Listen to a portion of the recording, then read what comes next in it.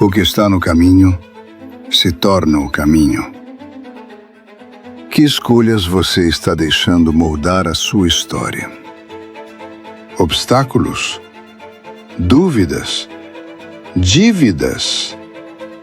Medos? Comparações? Silêncios? Espera? Esperança? Rotina? Coragem? Disciplina? Propósito? Paz? Felicidade?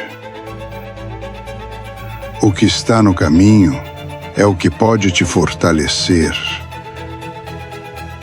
E você? O que seu caminho tem se tornado? Que escolhas estão moldando a sua história?